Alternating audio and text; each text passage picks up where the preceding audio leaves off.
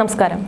മലയാളത്തിലും തെന്നിന്ത്യയിലും ഒരുപോലെ ആരാധകരുള്ള നടിയാണ് ഭാവന. മലയാളത്തിലൂടെയാണ് സിനിമാ ലോകത്ത് എത്തിയതെങ്കിലും വളരെ പെട്ടെന്ന് തന്നെ തെന്നിന്ത്യൻ സിനിമാ ലോകത്ത് തന്റേതായ സ്ഥാനം കണ്ടെത്തുകയായിരുന്നു. നടിയായും സഹനടിയായും ഒക്കെയുള്ള തന്റെ അഭിനയത്തിനും ആരാധകർ ഏറെയാണ്. മറ്റു ഭാഷകളിലേക്ക് ചേക്കേറിയപ്പോഴും മലയാള സിനിമയിൽ ഭാവനയ്ക്ക് വലിയ സ്വീകാര്യതയുണ്ടായിരുന്നു. എന്നാൽ കുറച്ച് നാളുകളായി മലയാളത്തിൽ അത്രയധികം സജീവമല്ല ഭാവന. അടുത്തിടെയാണ് താരം വീണ്ടും മലയാളത്തിൽ സിനിമകൾ ചെയ്തു തുടങ്ങിയത്. സോഷ്യൽ മീഡിയയിലും ഇപ്പോൾ നടി വളരെ സജീവമാണ്. തന്റെ ചിത്രങ്ങളും വിശേഷങ്ങളും എല്ലാം താരം പങ്കുവെച്ച് എത്താറുമുണ്ട്. മലയാളത്തിന്റെ പ്രിയ താരം ഭാവനയെ 2017 ശേഷം ഏകദേശം 4 വർഷക്കാലത്തോളം പൊതുവേദികളിലോ മലയാളം സിനിമകളിലോ പ്രേക്ഷകർ കണ്ടിരുന്നില്ല. മലയാളം സിനിമകളിലേക്ക് ആഷു കപൂറും പൃഥ്വിരാജും ജയസൂര്യയും അടക്കമുള്ളവർ വിളിച്ചിട്ടും വരാൻ ഭാവന വിസമ്മതിച്ചു. ആ സമയത്ത് മമ്മൂട്ടി ചിത്രത്തിലേക്ക് വിളിച്ചിട്ട് പോലും താൻ നിരസിക്കുകയായിരുന്നുവെന്ന് ഭരദ്വാജ് രംഗന് നൽകിയ അഭിമുഖത്തിൽ ഭാവന പറയുന്നു. പൊതുവേദികളിലേക്കും മലയാള സിനിമയിലേക്കും ഉറച്ച ചുവടുകളോടെ ഭാവന റീ എൻട്രി നടത്തിയ വർഷമായിരുന്നു 2022. IFFK സമാപന വേദിയിൽ മുഖ്യാതിഥിയായി ഭാവന എത്തിയപ്പോൾ ഉയർന്ന കരഘോഷം ആരും മറന്നു കാണാനിടയില്ല. സംവിധായകൻ രഞ്ജിത്ത് ഭാവനെ വേദിയിലേക്ക് വിളിച്ചപ്പോൾ കാണികൾ അക്ഷരാർത്ഥത്തിൽ ആർപ്പ് വിളിച്ചു. ഭാവനയുടെ മുഖത്ത് എന്നും ഉണ്ടായിരുന്ന ആ നിറഞ്ഞ ചിരിയോടെ അവർ വേദിയിലേക്ക് വന്നു. സദസ്സിനെ നോക്കി കൈകൂപ്പി. ഭാവന പ്രസംഗിക്കുമ്പോഴും ആളുകൾ വമ്പിച്ച കരഘോഷം മുഴക്കി. ഞങ്ങളൊപ്പമുണ്ട് എന്നതിന്റെ ഉച്ചത്തിലുള്ള പ്രഖ്യാപനം പോലെയായിരുന്നു ആ നിലയ്ക്കാത്ത കയ്യടികൾ. മുഖത്തെ തന്റെ ചിരിക്ക് പിന്നിൽ എന്തായിരുന്നുവെന്നും അന്നത്തെ ദിവസം തന്റെ ജീവിതത്തിൽ വരുത്തിയ മാറ്റം എന്തായിരുന്നുവെന്നും ഭാവന പറയുന്നപ്പോൾ ആ സംഭവം എനിക്ക് വളരെയധികം ആത്മവിശ്വാസം പകർന്നതാണ്. കാരണം അതുവരെ ഞാനൊരു കൈക്കുണ്ണിനകത്ത് ഇരിക്കുകയായിരുന്നു, സ്വയം സംരക്ഷിച്ചുകൊണ്ട്. അദൃശ്യമായ ഒരു ചുമരിനകത്തായിരുന്നു ഞാൻ. വളരെ അടുത്ത ആളുകളോട് മാത്രമായിരുന്നു സംസാരിച്ചിരുന്നത് പോലും. IFFKയിലേക്ക് തന്നെ വിളിച്ചപ്പോൾ വരുന്നേയില്ല, അങ്ങനെ ഒരു കാര്യം ചിന്തിക്കുക പോലും വേണ്ട എന്നാണ് അവരോട് പറഞ്ഞത്. പക്ഷെ എന്നെ നിർബന്ധിച്ചുകൊണ്ടിരുന്നു. അദ്ദേഹം ഒരു മുതിർന്ന സംവിധായകനായതുകൊണ്ട് തന്നെ തനിക്ക് വല്ലാതെ അങ്ങ് എതിർത്ത് പറയാനും സാധിച്ചില്ല. ഞാൻ വലിയ ആശയക്കുഴപ്പത്തിലായി, പരിഭ്രമത്തിലായി എന്ത് ചെയ്യുമെന്ന്. ഒത്തിരി പേരോട് ചോദിച്ചു എന്താണ് ചെയ്യുക എന്ന്. എല്ലാവരും പറഞ്ഞത് പോകണമെന്നാണ്. പക്ഷെ അവർക്കൊക്കെ പറയാൻ എളുപ്പമാണ്. കേരളത്തിൽ പോയി ഒരു പൊതുപരിപാടിയിൽ പങ്കെടുക്കുക എന്നത് എന്നെക്കൊണ്ട് സാധിക്കില്ല എന്നാണ് ഞാൻ പറഞ്ഞത്. പക്ഷെ നല്ലവരായ നിരവധി ആളുകൾ തന്നെ വിളിച്ച് പങ്കെടുക്കണമെന്ന് പറഞ്ഞു. അങ്ങനെയാണ് ആ തീരുമാനത്തിലേക്ക് എത്തിയത്. സ്റ്റേജിലേക്ക് എങ്ങനെ കയറിയെന്ന് ഇപ്പോഴും അറിയില്ല. ബോധം കെട്ട് വീഴുമെന്ന് വരെ പേടിച്ചു. ഞാൻ പങ്കെടുക്കുന്നുണ്ട് എന്നുള്ള വിവരം പരസ്യമാക്കിയിരുന്നില്ല. വളരെ കുറച്ച് പേർക്ക് മാത്രമേ അറിയുമായിരുന്നുള്ളൂ. സീക്രട്ട് മിഷൻ പോലെയായിരുന്നു അത്. ഫ്ലൈറ്റും റൂമും എല്ലാം അവർ തന്നെ ബുക്ക് ചെയ്തു, അതും മറ്റൊരു പേരിൽ. റെഡിയായി പരിപാടി നടക്കുന്ന സ്ഥലത്തേക്ക് പോയി. ബാക്ക് സ്റ്റേജിൽ നിൽക്കുമ്പോൾ ഞാൻ വിറയ്ക്കുന്നുണ്ടായിരുന്നു. ശരീരം മൊത്തത്തിൽ തണുത്തു. ഇത് എന്നെ കൊണ്ട് ചെയ്യാൻ സാധിക്കില്ല എന്ന് തന്നെ തോന്നി. ബീന പോൾ ചേച്ചി വന്ന് പറഞ്ഞു, പേടിക്കണ്ട, ഞങ്ങളൊക്കെ ഇവിടെ ഉണ്ട് എന്ന്. പുറത്ത് ആളുകളുടെ ശബ്ദം തനിക്ക് കേൾക്കാമായിരുന്നു. എൻ്റെ പേര് വിളിച്ചപ്പോൾ എല്ലാം ബ്ലാങ്കായി. ആരൊക്കെയോ പോകൂ എന്ന് പറഞ്ഞു. ഞാൻ വേദിയിലേക്ക് പോയി. ഞാൻ ഓക്കെയാണ് എന്നുള്ള മുഖംമൂടി എടുത്ത് അണിഞ്ഞു. ആളുകളെ നോക്കി കൈകൂപ്പി. ആ ജനക്കൂട്ടത്തെയും കയ്യടികളെയും കുറിച്ച് സംസാരിക്കുമ്പോൾ ഞാൻ ഇമോഷണൽ ആകും. അതൊരു ബ്രേക്കിംഗ് പോയിന്റ് ആയിരുന്നു. എല്ലാവരും എഴുന്നേറ്റ് നിന്ന് കൈയടിച്ച് എന്നെ സ്വീകരിച്ചു. എൻ്റെ കണ്ണുകൾ നിറഞ്ഞിരുന്നു. എനിക്കത് വിശ്വസിക്കാനായില്ല.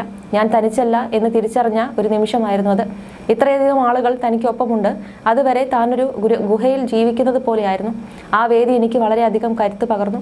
അതിന് ഞാൻ കടപ്പെട്ടിരിക്കുന്നു. കരച്ചിൽ അടക്കിപ്പിടിച്ചാണ് ഞാൻ അന്ന് ചിരിക്കുന്ന മുഖത്തോടെ അവിടെ ഇരുന്നത്. വളരെ കുറച്ചേ സംസാരിച്ചുള്ളൂ. തിരിച്ചു ബാക്ക് സ്റ്റേജിലേക്ക് പോയി ഞാൻ പൊട്ടിക്കരഞ്ഞു. കമൽ സാർ എന്നെ ചേർത്ത് പിടിച്ച് സാരമില്ല എന്ന് പറഞ്ഞ് ആശ്വസിപ്പിച്ചു. എനിക്ക് കരച്ചിൽ നിർത്താൻ സാധിച്ചില്ല. ഈ സ്നേഹവും പിന്തുണയും ഞാൻ ആഗ്രഹിച്ചിരുന്നു എന്ന് തിരിച്ചറിഞ്ഞ ദിവസം കൂടിയായിരുന്നു അന്ന്. മുറിയിലേക്ക് പോയ ശേഷം ഞാൻ മണിക്കൂറുകളോളം കരഞ്ഞു. ആ രാത്രി മുഴുവൻ ഞാൻ അമ്മയെയും നവീനെയും സുഹൃത്തുക്കളെയും വിളിച്ചു കരയുകയായിരുന്നു. ഒന്നും പറഞ്ഞില്ല. അവർ ഞാൻ കരയുന്നത് കേട്ടിരുന്നു. എൻ്റെ മേക്കപ്പ് ചെയ്യുന്ന ജീന ചേച്ചി തന്നെ ചേർത്ത് പിടിച്ച് സമാധാനിപ്പിക്കുകയായിരുന്നു. അതൊട്ടും എളുപ്പമായിരുന്നില്ലെന്നും ഭാവന പറയുന്നു. അതേസമയം ഭാവന നായികയായി എത്തുന്ന പുതിയ സിനിമയാണ് അനോമി. ചിത്രത്തിന്റെ പ്രൊമോഷൻ തിരക്കുകളിലാണ് ഭാവന. താൻ പുറമേക്ക് സന്തോഷം നടിക്കേണ്ടി വന്ന സാഹചര്യങ്ങളെക്കുറിച്ചും തന്റേതായ ലോകത്ത് ഉൾവലിഞ്ഞതിനെക്കുറിച്ചും ഭാവന സംസാരിച്ചു. സന്തോഷത്തിലാണെന്ന് നടിക്കുന്ന മോശം സ്വഭാവം എനിക്കുണ്ട്. ചെറിയ പ്രായത്തിലെ ഈ രംഗത്തേക്ക് വന്നതിനാൽ ആളുകൾക്ക് മുന്നിൽ സന്തോഷവതിയും പ്രസന്റബിളുമാകണമെന്ന് ചിന്തയുണ്ട്. മോശം ഘട്ടത്തിലൂടെ കടന്നു പോവുകയാണെങ്കിൽ പോലും ക്യാമറയെയും ആളുകളെയും കാണുമ്പോൾ സന്തോഷമായിരിക്കാൻ ഞാൻ എക്സ്ട്രാ എഫേർട്ട് ഇടും. അതിനാഗ്രഹിക്കുന്നില്ലെങ്കിൽ പോലും സ്വാഭാവികമായും അതെന്നിൽ വരും. 1.5 മാസം ഞാൻ എൻ്റെ സേഫ്റ്റി ബബിളിലിരുന്നു. പുറത്തു പോയില്ല. ആളുകളെ കാണാൻ ഞാൻ തയ്യാറായിരുന്നില്ല. എൻ്റെ കുടുംബത്തെയും അടുത്ത സുഹൃത്തുക്കളെയും മാത്രം കാണുന്ന കംഫർട്ടബിൾ സ്ഥലത്തേക്ക് ഞാൻ എത്തി. പുറത്തേക്ക് വരുമ്പോൾ എനിക്ക് ഉത്കണ്ഠയുണ്ടായിരുന്നു. കാറിൽ നിന്ന് പുറത്തേക്ക് വരുമ്പോൾ ഞാൻ വല്ലാത്ത മാനസികാവസ്ഥയിലായിരുന്നു. പക്ഷെ എപ്പോഴും ഈ അവസ്ഥയിലായിരിക്കാൻ പറ്റില്ലെന്ന് എനിക്കറിയാം. എൻ്റെ സിനിമയും റിലീസ് ചെയ്യുന്നു. ഈ സിനിമയിൽ എനിക്ക് ഒരുപാട് അവിശ്വാസമുണ്ട്. ഈ സിനിമയുടെ ടീമിനെ നിരാശപ്പെടുത്താൻ എനിക്കാകില്ല. ഞാൻ ഒറ്റയ്ക്കല്ല. എനിക്ക് വരാനാകില്ലെന്ന് പറയാനാകില്ല. അവർ സമ്മതിച്ചാലും ഒരു പ്രൊഫഷണൽ എന്ന രീതിയിൽ എനിക്ക് അങ്ങനെ ചെയ്യാനാകില്ലെന്നും ഭാവന പറഞ്ഞു. മലയാള സിനിമകളിൽ നിന്ന് 5 വർഷം മാറി നിന്നതിനെക്കുറിച്ചും ഭാവന സംസാരിച്ചു. പ്ലാൻ ചെയ്യുന്നതല്ല ഒന്നും, മാറി നിന്നപ്പോൾ ഞാൻ കംഫർട്ടബിളായി. ആദം ജോണിന് ശേഷം ഞാൻ വിവാഹം ചെയ്തു. ബാംഗ്ലൂരിലേക്ക് മാറി. ഇടയ്ക്ക് വരാറുണ്ടായിരുന്നു. ഞാൻ ഇവിടെ ഇല്ല, അതിനാൽ ഒന്നും അറിയുന്നില്ല എന്ന ആശ്വാസം എനിക്കുണ്ടായിരുന്നു. ആഷിഖ് കപൂർ, പൃഥ്വിരാജ്, ജയസൂര്യ തുടങ്ങിയവർ സിനിമകളുമായി സമീപിച്ചിരുന്നു. ഒരു മമ്മൂട്ടി ചിത്രവും വന്നു. പക്ഷെ ഞാൻ നോ പറഞ്ഞു. എന്താണ് കാരണമെന്ന് എനിക്കറിയില്ല. മലയാള സിനിമകൾ ചെയ്യാനുള്ള പ്ലാൻ എനിക്കില്ലായിരുന്നു. എൻ്റെ ഇക്കാക്കൊരു പ്രേമുണ്ടായിരുന്നു എന്ന സിനിമ വന്നപ്പോഴും ആദ്യം നോ പറഞ്ഞു. പിന്നീട് പലതവണ പലരിലൂടെയും ഈ കഥയുമായി തന്നെ സമീപിച്ചപ്പോൾ താൻ കഥ കേൾക്കാൻ തയ്യാറാവുകയും പിന്നീട് ഈ സിനിമ ചെയ്യുകയും ചെയ്തെന്നും ഭാവന പറഞ്ഞു. അഭിനയ രംഗത്ത് വീണ്ടും സജീവ സാന്നിധ്യമാവുകയാണ് ഭാവന.